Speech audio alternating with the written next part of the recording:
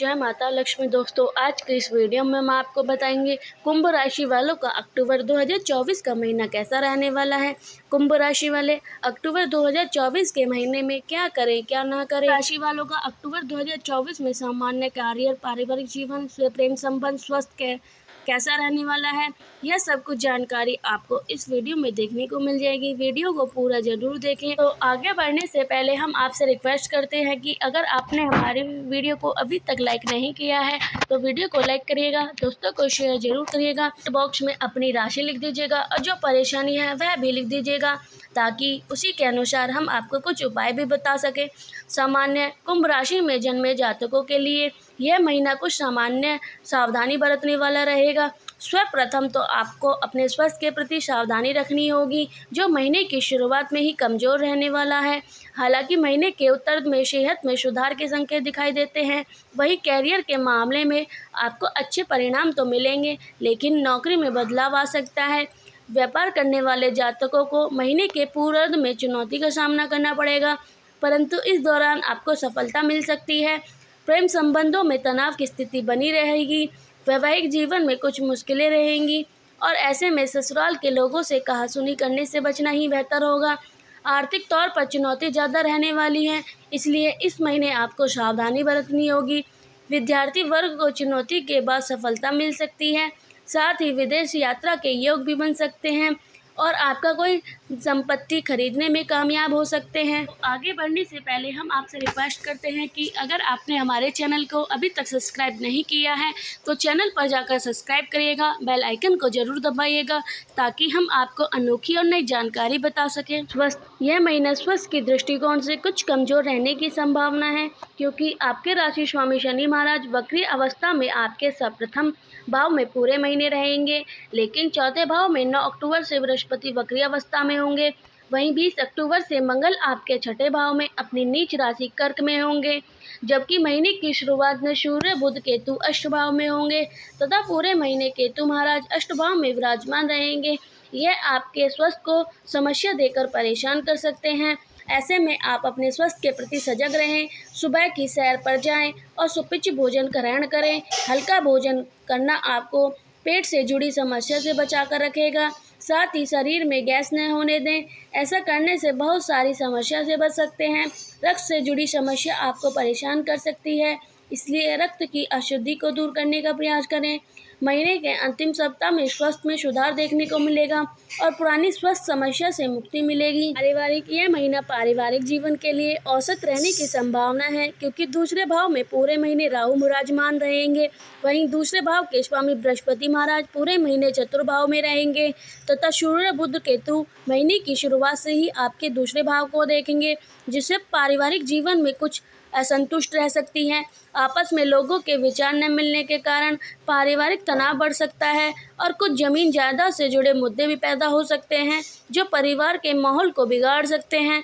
आपको परिवार में शांति बनाए रखने के लिए ज़्यादा प्रयास करने होंगे। हालांकि अपनी खासियत भी यही रखें कि आप अपनी बातों को सबको प्रभावित कर सकते हैं और अपनी बात मनवा सकते हैं, जिससे परिवार में शांति आएगी। हालांकि चौथे भाव में पूरे महीने बृहस्पति महाराज विराजमान रहेंगे और 9 अक्टूबर से वक्रिय भी हो जाएंगे, जबकि चतुर्भाव के स्वामी शुक्र महाराज महीने की शुरुआत में आपके 9 भाव में और उसके बाद 13 अक्टूबर से आपके दशम भाव में रहेंगे।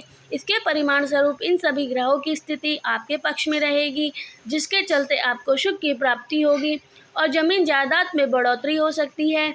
इस महीने आप कोई चल अथवा अचल संपत्ति खरीद सकते हैं। विशेष रूप से कोई वाहन भी खरीदने में सफल हो सकते हैं।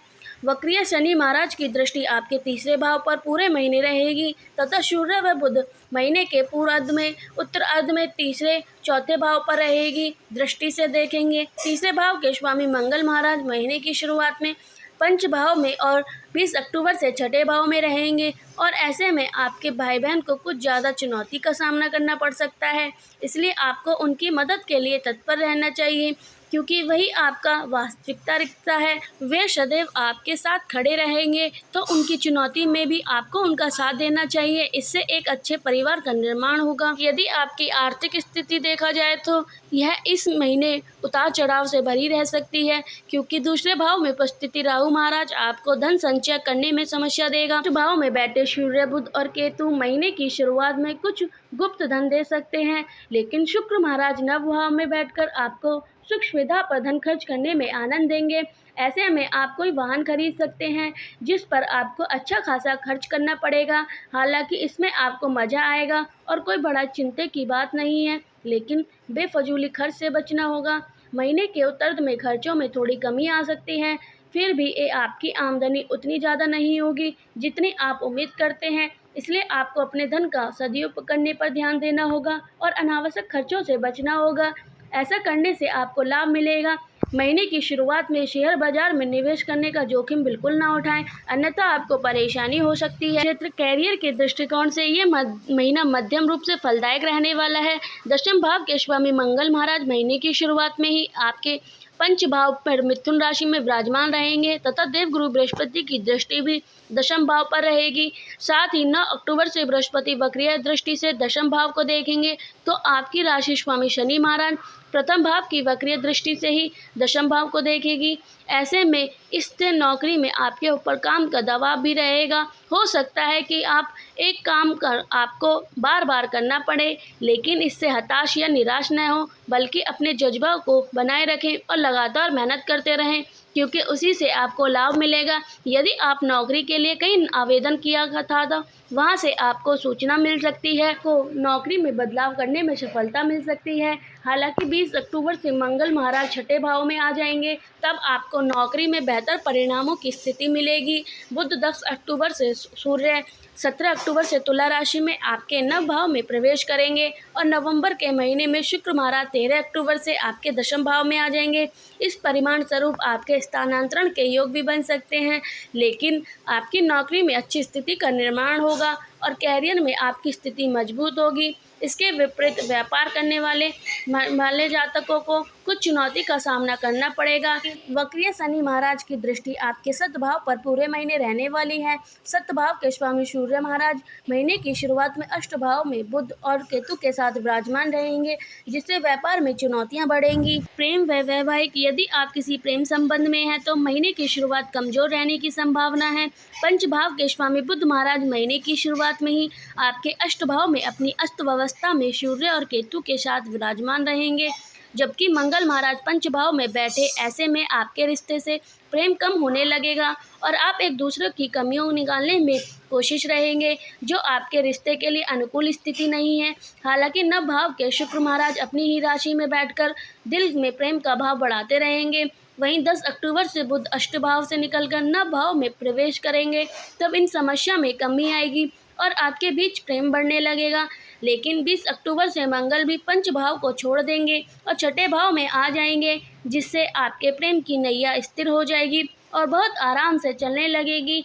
लेकिन इसी के परिणाम स्वरूप आपके प्रियतम की आपसे नज़दीकियाँ बढ़ेंगी और आपके बीच प्रेम और रोमानियत भी बढ़ेगी।